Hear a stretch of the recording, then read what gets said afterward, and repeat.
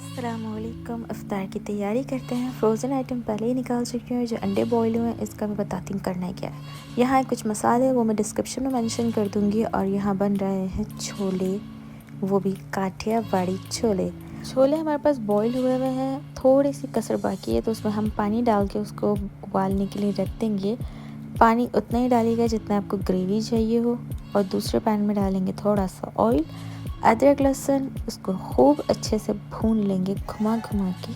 और जब वो अच्छे से भून जाएगा तो उसमें डाल दीजिए सारे के सारे मसाले अपने अंदाजे से डाल दीजिएगा जितनी आप बनाना चाह रहे हैं। किचन में काम करने वाली ख़वातीन को इतना तो अंदाज़ा हो ही जाता है कि कितना मसाला डलेगा। और उसको भी खूब अच्छे से भूनना है। अगर लग रहा हो तो थोड़ा सा पानी डाल के भून लीजिए। और फिर छोले जब बॉईल हो जाए अच्छी तरह तो उनको थोड़ा सा मैश कर लीजिए पोटैटो मैशर से।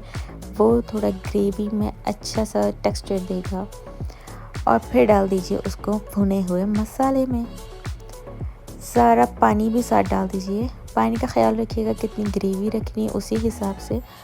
और इसको करिए थोड़ा सा मिक्स।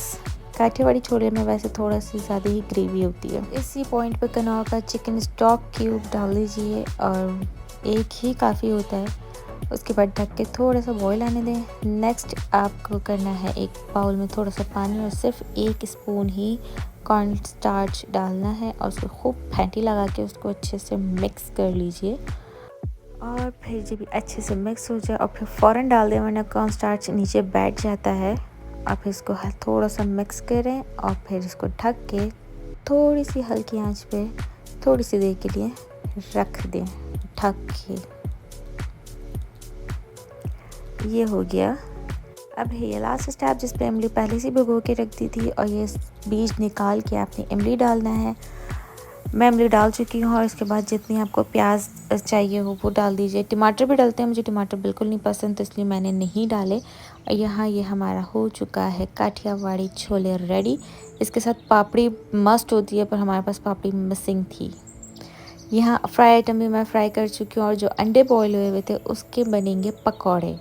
बहुत मज़े के पकौड़े बनते हैं, कभी ट्राई करिएगा। मिक्सचर जो था ये बेसन का वो नॉर्मल पकौड़े वाला ही है। और बस अंडे बॉईल करके इसमें डिप करना है और आपने फ्राई कर लेना है। इसकी जर्दी निकल रही थी तो उसको मैंने बाद में मैनेज कर लिया था, पर अभी दिखाने के लिए वाला उठा लिया। और इसके ऊपर एंड में चाट मसाला डाल के खाना है। बहुत मज़े के लगते हैं ये मैंने फ़र्स्ट टाइम सऊदी अरब में ही खाए थे।